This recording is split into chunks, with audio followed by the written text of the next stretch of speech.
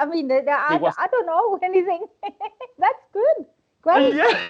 I'm happy, Yeah, he said he was supposed to go from outside with a backing vocalist, and there was going to be a volcano. People started making a drama because people were kind of afraid that it was going to look like Russia's 2018 performance, which also included a volcano on stage. And I went on to Twitter no, this is, of course, I trust Nicoline. I don't think it's going to look similar right away. No. But No. It was a very different concept. It was very different to anything I've done before and anything I've ever seen on Eurovision.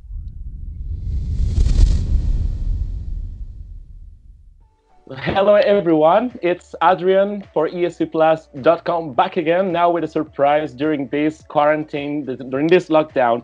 And today I have a very special surprise for all you guys Eurovision fans. We are with no other than one of the greatest stage directors, creative directors that Eurovision has ever seen. And it's no other than Nicoline Refsing, living in the UK now, but from Denmark. How are you, Nicoline? I'm very well, thank you. Yeah. So how's it been with the quarantine? How's it been with the lockdown? How do you take this? It's hard, isn't it? It's not the easiest of time for anyone, I think. So I'm in lockdown with my two twins, who'll be 2 years next month. So we're having a lot of fun. Yeah, and actually that's it's what's lovely. important. Because it's such a treasured time, we get to spend so much time with the children, and they've started speaking, and a little bit embarrassing, but they've watched so much YouTube that they've started counting now, so they know the numbers all the way to 10. How cute! Yeah. How cute! And you get to be next to them in this specific moment, so that makes it more special, actually. Yeah, it does. So, yeah, I mean, I suppose it's also been really hectic with work, especially since you were involved in Eurovision this year with Blas Cantó and Universo for Spain. But you have a vast experience when it comes to, as I mentioned, production design, shows, being a creative director on the artistic side. You treat things on an artistic way. So you have created, I would say, several of the most memorable Eurovision performances of all time. I will describe it like that. So actually, your brand, Rockart Design, it's meant to turn performances into memories for life. You do that. Why? I think I see my role as to No problem. To help artists tell their story. So I help artists to be the best they can be when they are on stage and connecting to their audience, and the message they have to help tell that story. We'll go to. So I think so when we have that slogan saying we create memories for life, it's that thing of when you experience that connection and you are either an artist or in the audience, and you just feel that, you feel it, you feel that wave of what's happening, and that moment in time that's just so strong, and you understand the feelings, you can feel the emotions, you can feel everything that in the artist's heart. I think that's when I succeed in my work to create that, I think that's when it's at its best. I saw Dami, I think it was Dami that posted a video from Stockholm where she was pointing out the raw in the audience at her performance, and I watched it and I still get goosebumps. I still see that performance, and because when you were there live, you felt that. You felt how people loved her. You felt all that love and how she connected, and how it was just going through the audience as big energy waves. So I thought that was pretty spectacular, and I only watched it, I think it was yesterday or the day before, and I thought, wow, yeah, I remember that. That was a great. But this time, you, as we mentioned earlier, and now really going into Blas. Yeah. When did you first discover that RTVE wanted you after Poland? Well, we kept in touch because we had such a great time in Poland.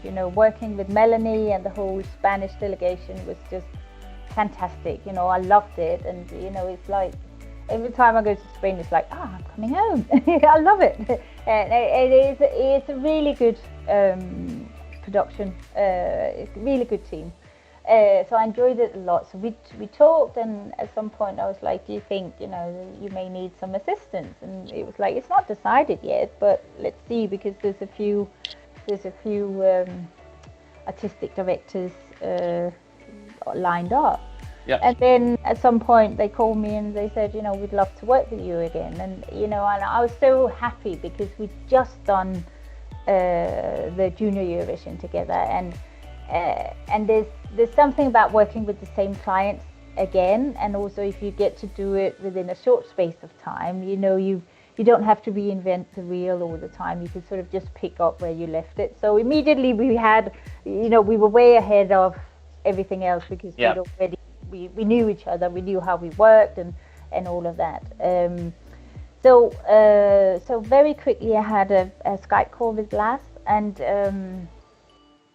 it was very intense. We just connected from the first minute. We were just, in our same creative space, and I could see him, I could feel him, I could tell what was so important for him to tell about this story. And I thought the message of, being true to yourself is so relatable. I thought we all know these things that we should have said to be true to ourselves, but we didn't. And we all know how it hurts and it nags and it gives you back pain or headache and all of that. So I thought it was such a beautiful message that was so universal to everybody, and therefore, from there we started working. And then I really wanted to know, how was the overall experience in Junior Eurovision that helped you putting everything into play with Universo? Because first of all, Blas is actually I think you have heard about it already, but Blas is one of the biggest artists in Spain at the moment. He's very big here, and people were really expecting something spectacular from him, not only about the stage performance, we were all pretty sure that he was going to come up with, but also about the song. And then, as you mentioned, there were he gave us some ideas on where the direction could be towards the stage performance. So Junior Eurovision was there. You said you were already in touch with the Spanish delegation, and then you get to meet Blas. How everything started to being pushed, and how the emotions with the song, with Universo. What did you feel? What were the feelings? And being true to itself, it's part of the lyrics. And if we get that to the triangle, you say music, feelings, the lyrics and everything. What did evoke that? So the story I wanted to tell with the visual side of things was that story about being trapped in a space. You're trapped because you've not been true to yourself. And it's like everywhere you look, you're just banging your head against the wall. And then at some point it just gets enough. And then there's a big explosion. And then you break out. And then you become free, and you become yourself, and you become... you can be true to yourself, and it's just one of those things that I know it, both personally but also as an artist, and maybe perhaps particular as an artist. It's for some reason the hardest thing in the world is to be yourself. And especially as an artist, you're always doubting yourself. Are you good enough? Is what you're doing good enough? Will people respond to it? Will they think you're fake? Will they think you've got it wrong? I think that's any artist's biggest fear, that you don't get it right. And I think for that reason, a lot of people end up doing a lot of noise and a lot of mess, because it's so hard just to be true to yourself, ironically. I don't know why, but it is. And I think it is. I don't know anybody, or very few people, who's not got that problem with, it's not a problem, it's just life, isn't it? That what you have inside is so precious that you're so sensitive and scared about it. You know, how can I show people if they don't like me for who I am? Sometimes it's easier to be somebody else or something else which is not exactly you, because if people then don't like you, then at least it wasn't you. You know, so it's trying to get through all those filters and see what's actually in here and how can I show that, but also making sure that when you do that, that you support the artist so much that they are not scared about showing that. Yeah, I get, like, he was telling a story towards the song. The song spoke about himself. He has revealed that, and then he presented the backing vocalist. He presented you as a stage director for the performance as well. And then this lockdown, this quarantine came. What was not the final point? I wouldn't define it as a final point, but which, I don't know how to say the question. It's actually very tricky. Like, where did you have to stop in the middle of the process? It was horrible. I went to Madrid. And we had one of the most spectacular days, you know, where we worked all day in a studio. We started with nothing, and then because we had to create a director's video, which is, if people don't know, it's in the process. That's a part of what you submit when you submit the creative brief. You do a sketch, just one camera filming of what's the idea of this performance. It's just very sketchy.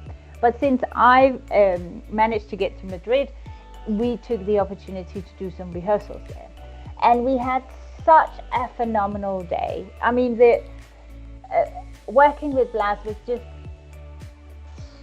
so fantastic. I mean, the way that he just unfolded and he touched, and he developed so much during that day. It was just phenomenal, you know, and meeting the backing vocals and the family they have together, and that whole dynamic was just great.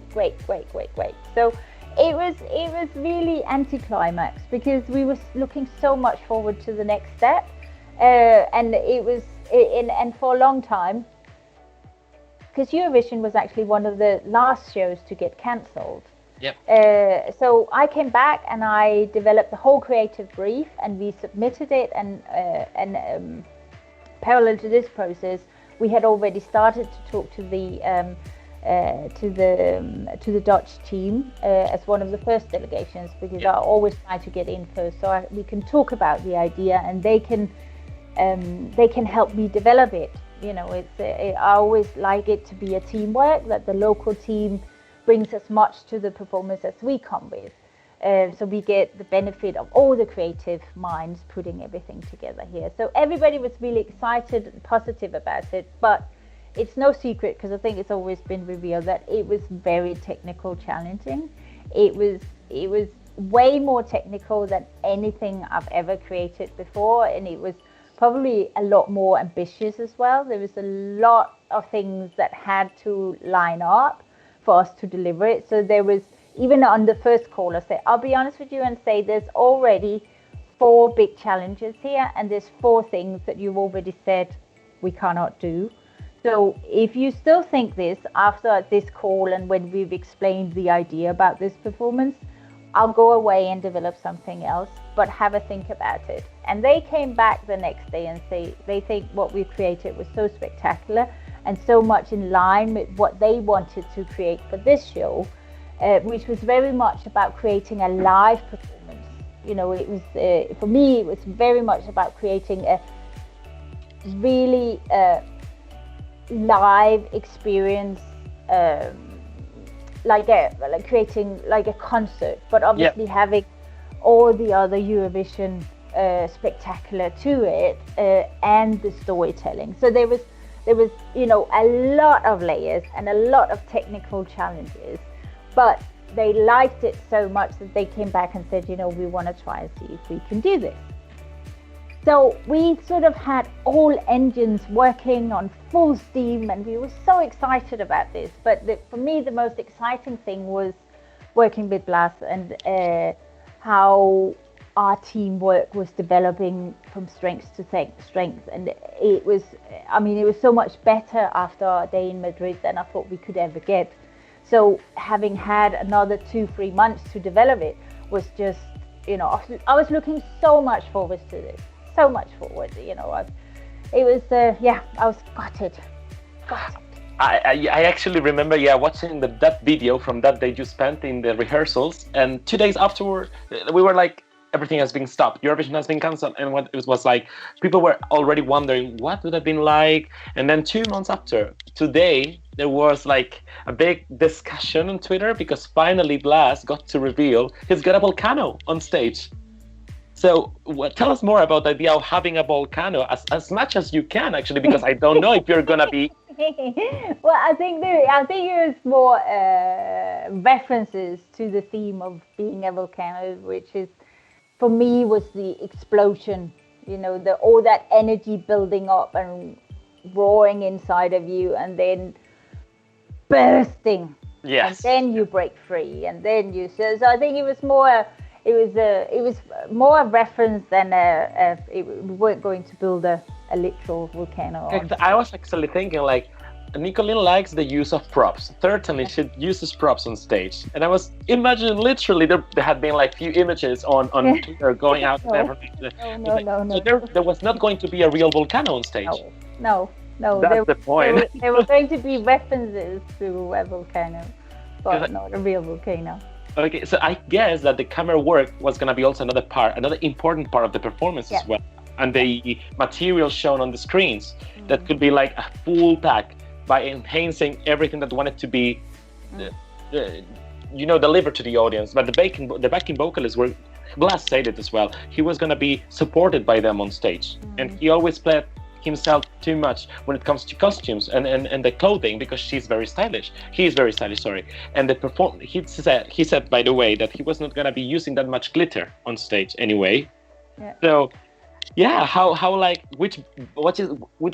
do you balance which is the like overall thing, because you cannot tell us much still, because that also means that you're gonna be involved next year again with us, maybe? I don't know yet. I hope so, because I love working with the Spanish delegation and I love working with Blas. So I'm hoping, but you know, there's so much can happen. So who knows? But I really hope. Well, you know, the best thing that could happen was that, you know, if I got to work a lot more with Spain, and I could take the boys and we could spend some time in Spain, you know.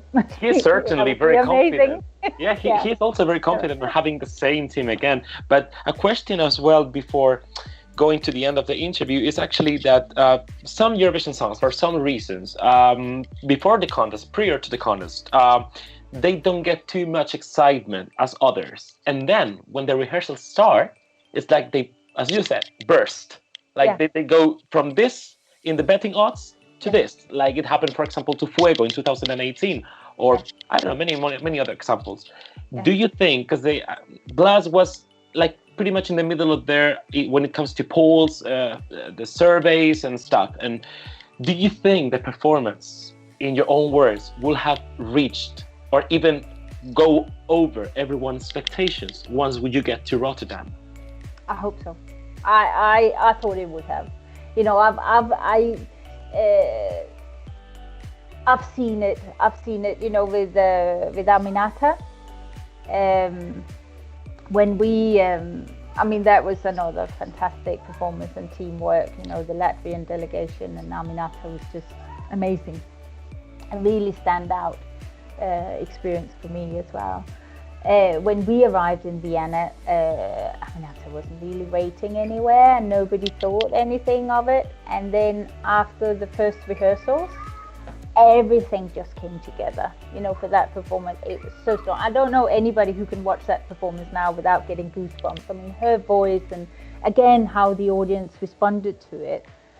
And suddenly, she just went to the top of the scoreboard, you know, and there was, you know, I know the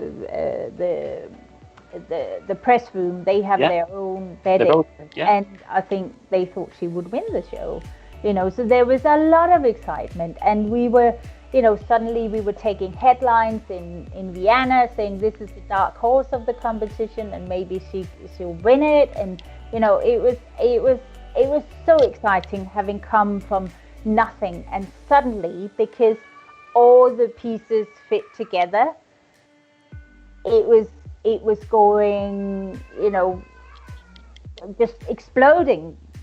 Everybody wanted interviews, and it was amazing. So I've seen it. So although you look at the I think my boys are back, so they may come in and say hello in a second. No problem. So although you watch the odds and you can see, it's at the end of the day, it's that night. It's about getting the artist to peak at the right time.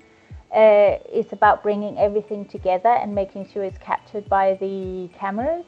And then, you see, so much can change in that competition. We've seen it year after year after year. And Aminata had actually a transition, which led to a big moment as well. Blas also had this big moment on stage. Give us, I don't know, a little hint of what's going to happen in that moment, because it was very special for him, very challenging as well in that big moment. I think that's where we were looking for a big set change. Okay. That was when the whole thing was going to explode. Okay. So the midpoint, like turning point, was gonna be there in the explosion, right? Okay. So Nicoline, final question: where are we gonna be seeing you if things go well? If we get this over if we overcome the situation, apart from Eurovision 21, crossing fingers, maybe Junior Eurovision. Did you enjoy Junior Eurovision? What are you gonna? Future projects. I brought the boys with me to Poland, and it was such a lovely time. It was really great. Everybody was staying at the same hotel, and a lot of the same delegations or head of delegations as from the Eurovision. So I knew a lot of people there, and it was a really good time. We had a lot of fun doing it. I'd love to do it again. I thought it was very nice, and it was also very nice working with the juniors, and in particularly Melanie, who's as professional as any of the grown-ups I've ever worked with. I mean, that girl is just spectacular. I can't wait to see where she's going, because her talent is just immense. So yeah, hopefully, and I think depending on how things are working, I may do some online speeches about my work. But we haven't quite worked out how to do it yet, but that's something we've thought about for the coming months. Maybe do a little bit of stories about what's going on and things like that. What I've created. Okay. Just behind. So we're wishing you the very best of luck. We're crossing our fingers to keep seeing you everywhere in Eurovision, in any other show. You've been doing great things, and we wish you could be doing great more others in the future, in the meantime as well. So it's been a pleasure to talk to you, Nicoline. Thank you so very much. Thank you very much. Take so much care. Lovely. You too. Stay safe, please, which is most important thing right now. Yeah. And we'll speak soon. I'm pretty sure we will do. We will do. Thank you. It was a pleasure. Yeah. Bye.